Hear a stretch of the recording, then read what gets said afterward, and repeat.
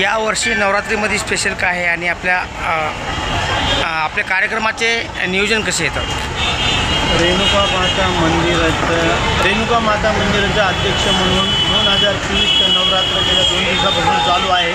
प्रचंड गर्दी आहे आणि ह्या नवरात्रामध्ये आपण शेजारच्या जागेचं जे बांधकाम थांबवलेले दसऱ्याच्या दुसऱ्या दिवशी आपण ते बांधकाम चालू करतो आहे. त्याचे फंड्स वगैरे आलेले आहेत. आणि ह्या नवरात्राला अजून एक विशेष म्हणजे चलो अयोध्या म्हणून आपण एक स्कीम करतो आहे. एक 500 रुपयामध्ये कुपन देतो आहे. त्या 500 रुपयाचा लकी ड्रॉ पौर्णिमेच्या दिवशी काढून 50 लोकांची नियोजन करतो आहे आपण आणि 50 लोकांना आपण चलो अयोध्याचं दर्शन करून आणतो आहे. तर 500 रुपयामध्ये जे काही कलेक्शन होईल साधारणतः उर्वरित पैसे ट्रस्ट खर्च करेल आणि 500 लोकांना दर्शन करून आलेलं आहे. त्याचा अशा प्रकारची स्कीम यावर्षी आपण राबवलेली आहे.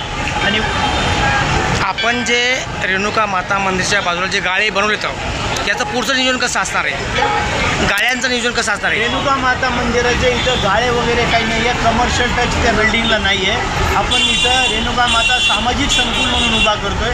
इथं अन्नछत्र, डे केअर सेंटर, मुलांची राहायची सोय किंवा जे लोक मराठवाड्यातून हॉस्पिटलाइजमध्ये लोक येतात हॉस्पिटलला त्यांच्याबरोबर जे 2-3 लोक असतात त्यांची आपण इथं सोय करतो आहे.